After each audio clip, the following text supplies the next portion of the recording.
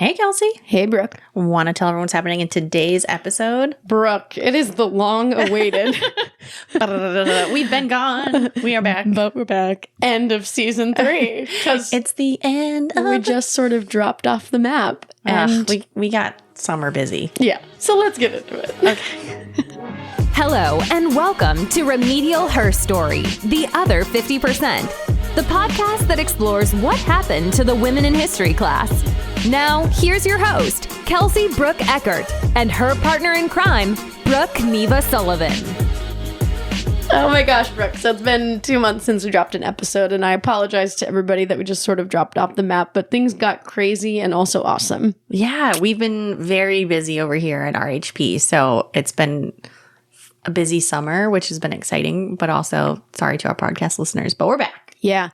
So we're going to wrap up season 3. Yeah. Talk through some highlights today and give you a little flavor of what we've been working on since like what 2024 looks like. Yeah. Well, we'll save that for our intro to the next one, but I do want to just talk through like some of just the exciting things and how that's sort of teeing us up to, I love it. To 2024.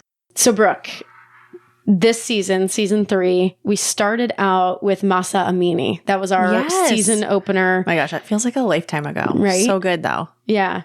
It's one of our more popular episodes ever. I know. You get to see all the numbers, so it's always fascinating. You're like, do you know how many people downloaded our episode this morning? I'm like, I'm sorry, what? Yeah. People are listening? It was awesome. And, just having Dr. Shahala Harry with us and so good. Dr. Feli's room, like, they're just so brilliant. But that was really topical to, what was happening at the time when we were recording that as well, which was really interesting. And so that was a very, I wouldn't say necessarily fun, but so informative. So informative. And really interesting. And like both those professors are just top of their game. So it's just like, where do you work? How do you live? And I've incorporated, so much of the things they shared with us. Like, it's interesting, like kind of knowing some of the history, but then just seeing it kind of differently or tweaking it differently. And some of the anecdotes they provided, like I've incorporated all of that into the classes I teach at the college. Oh, and that's fun. Yeah, it's just really... like, I feel really grateful, but I also was reflecting on, okay, that's how we started season 3. And I'm thinking about Iranian women right now and like how little has actually changed for them in the 6+ months since we released that episode. And so it's kind of, if you missed that one, go back and listen to it because a lot of those same things remain problems right now. So it's tough. Yeah. So, and that was just like, that was the start. Yeah. Oh my gosh. High note. Started on a high note. And then of course our last episode was the hanging of Ruth Blay. Oh my gosh. Well, and I mean, for our listeners that did not come to the retreat. Shame on you. It's okay. We'll forgive you. But for the, a massive amount of people that did, which was amazing. Kelsie took us on a tour of the cemetery where Ruth Blay is buried. Allegedly. Yeah. On an unmarked grave. So it was fun to do that episode. Come to future retreats. I'll take you to graveyards. Oh, I know. Maybe that's not a plug we should be putting out there. But yeah, it was really good. For me, I was like, Kelsie just told me about this story. We got to walk around. We saw the big mural that's in Portsmouth, which was really cool. Kind of raising awareness of her story. Yeah. It's so funny. I was in Portsmouth last night and I was like to the person I was with, I was like, I just walked around that cemetery. They're like, all right, freak. Yeah. Okay. Yeah. Yeah. And, to me that story, given everything going on with the Dobbs decision, is just really illustrative of how not a lot has changed in the way the 1700s. In the way that we view women's bodies and their roles and things have changed. Like literally that law doesn't exist anymore. So, fine, be critical of my comment, but the intent behind the law, which is to police women's bodies, to police their sexuality, to, the whole point of that law is to stop, this is an important thing, to stop the killing of bastard babies. That makes sense to me. But instead of dismantling the social structure and stigma around having a bastard child, the solution is let's execute women. It's just, it's like you know, the like logic. why don't we change the thing that's leading them to do that? You know, like, so anyway. So if you missed the Ruth Blay episode, that was our most recent. Super fascinating. Yeah.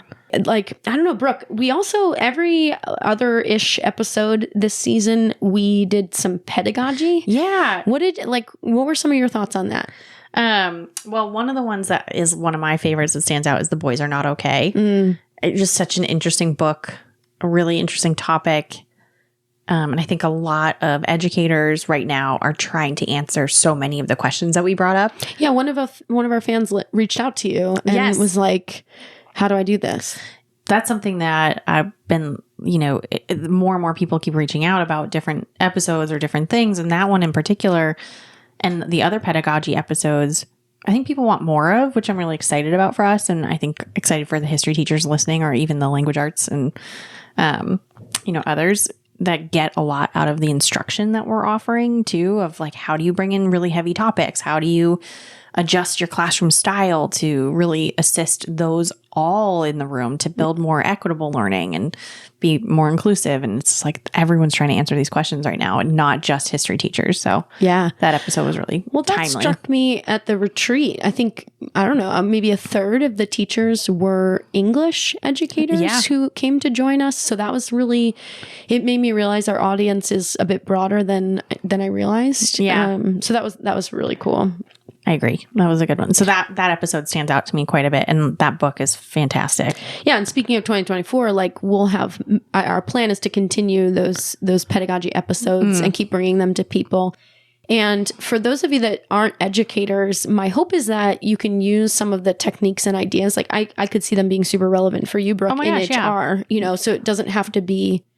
And anyone who is like having conversations, like I see, we've got Thanksgiving coming up in a few months, and like, like being able to navigate those conversations with family members you disagree with, yeah. How to build a logical debate with family. Yeah. That's equitable and everyone gets heard. Yeah. Yeah. Not easy. But those episodes are really fun, like teaching with images. Yeah. Another one that I really enjoy, because for me, I'm an audio learner and I'm also a visual learner. And so like all that stuff, I could see really speaking to fellow audio and visual learners. Right. Yeah. No, there are so many things. And we had a lot of really cool interviews. The Franco-Algerian War episode was really cool for me, because there are always these aspects of history, like women get left behind in history, recollections, but we also have like issues of colonialism and people of color and their stories sort of being whitewashed or left behind in favor of a white, predominantly male European narrative. Centric, yeah. So that one was really cool, because it's literally, I teach a college level world history class and I knew nothing about what she was talking about. And I'm really excited because she actually is helping out this fall on a grant to build more lesson plans. And she's going to build one on the Franco-Algerian War for us. So that's going to be sick. That was a lot of stuff too. So many of our episodes have a tied lesson plan to it. And that was something that we learned this year a lot, is how much people are downloading those lesson plans. Holy moly. Like, I love this. I feel like, how like there's this very beautiful poem. I'm going to nerd out about English. And it's, one person starts with a match, they light it, and they light 2 matches, and then 4, and then 6, and so it keeps going. So this fire is like building and building and building. I feel like every lesson plan someone downloads is a match. Yeah. And then they go teach it to their 15 students, 20 students, however big their class is.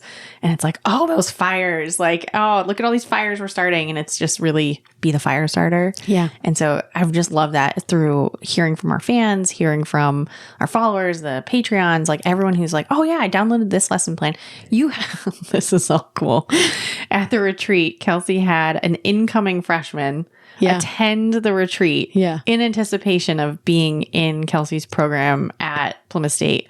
And we had already downloaded multiple lesson plans from the website to prepare for college. I'm like, oh my gosh, there is a fire. Yeah. You are building this huge tribe. And it was really cool. On that theme, one of the things we talk about is how male centric the field of history ed is. Yes. Yeah. This year, is the first year, and this is my third year on campus. Okay. First year, I'm going to have female student teachers going out. And potentially female graduates. Snap. I know our interns. Oh my gosh. They're incredible. So those are really fun to see. And I think a lot of teachers are coming to the podcast because of the pedagogy. And then a lot of people are coming to the podcast to learn about the different histories that we're introducing. I mean, like half our board are not history teachers and they are just like passionate about learning the stuff they lost. My gosh. Which I love. Yeah. But we've been dancing around the summer retreat and I feel like we should just go there because that's a huge thing that happened since we released our last episode. Yep. And part of the reason why we were so busy this summer was prepping for that. And what was your... I want to hear from you. Thorn and Rose. Yeah. Okay. Favorite thing about the retreat? Something you wish had gone different or want to change? Oh, or you're excited to change? Okay, so let me do those in reverse order. I think the more challenging thing is just finding. I mean, like, I want to take this retreat everywhere. Like, I want, that we had roadshow. We had these teachers in Northern California send me an email and just say, like, we want to come, we want to be there. Oh, no. Like, we just don't have the funding Wisconsin, to like get Arizona, across the country to be there with you. Yeah, you know, there were so many people that were like, "I'm in Florida. Like, how do I get there?" And it's like, fly. You have to come up here. And that just becomes a really expensive endeavor. But, New Hampshire is beautiful, people. Just saying. In the summer, this is the place to be. A little north of Boston. You take a car. You take a car. I don't know. Boston. So anyway, we, like that was, I think, just really disappointing is knowing that there's people out there that want what we're offering and not being able to like meet that need, meet that market. Okay, California Humanities, we have a problem. I reached out to you seeing if we could get a grant for your people to come and become better educators, and you failed us. So if you work for the California Humanities, shame on you. Or we'll see you next year and you can try better. Yeah, try better. Try better. You've got this. Come back to us. Yeah, so I think that was... But we did offer grants for some educators to come, which was really cool from the Library of Congress. Yeah, Library of Congress gave us a grant to help people get there. And, it, if you have to fly across the country, it wouldn't have done much, but we were able to offer free admission to 7 different people. Now. Yeah. But we had a bunch from upstate New York travel down, which is... That's a 6-7 hour drive, not an easy one. New Jersey. Yeah. So it was cool. I mean, like the retreat is drawing people. I mean, last year we had people from Utah there, which was really cool. That's cool. So, we are drawing people from outside New England, which was really exciting. So my highlight though, Brooke, I mean, I was pretty stressed out going into the retreat. Oh, were you?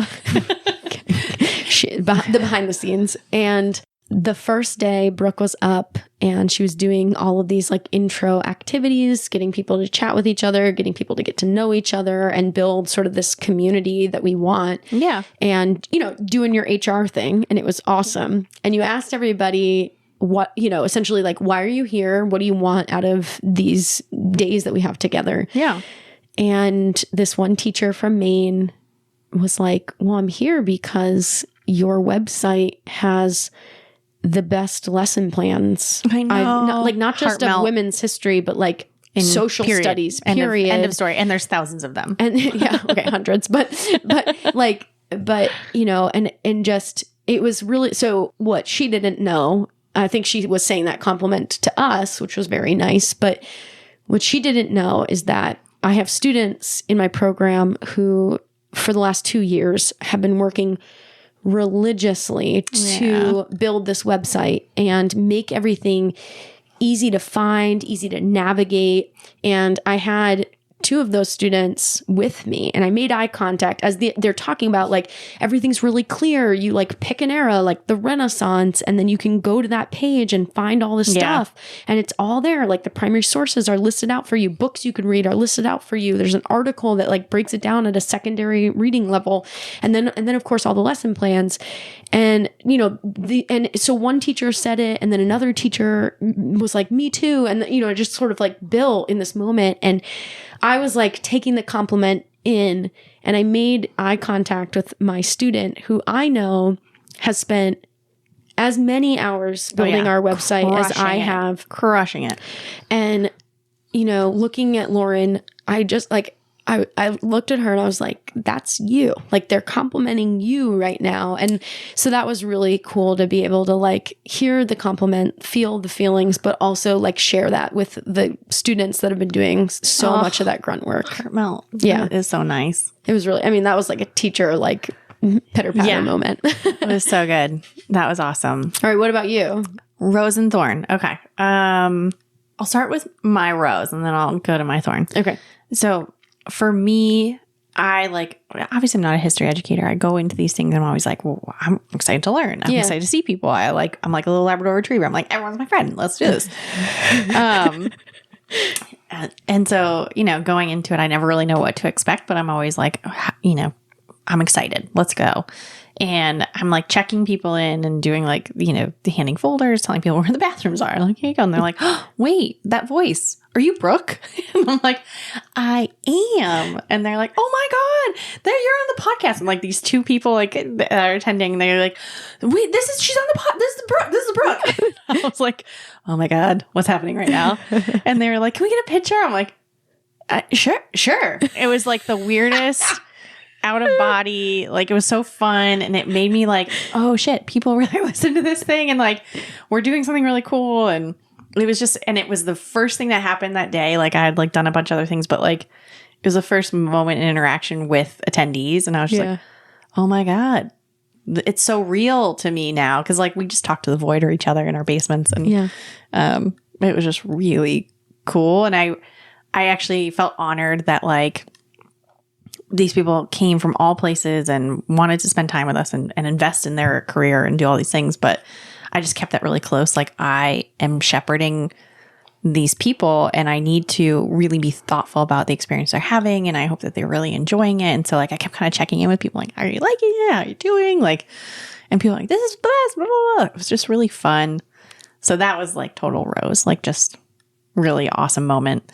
Thorn for me, we went on this tour, which was awesome. The Black Heritage Trail, which was great, but it was so hot. I got major leg chafing.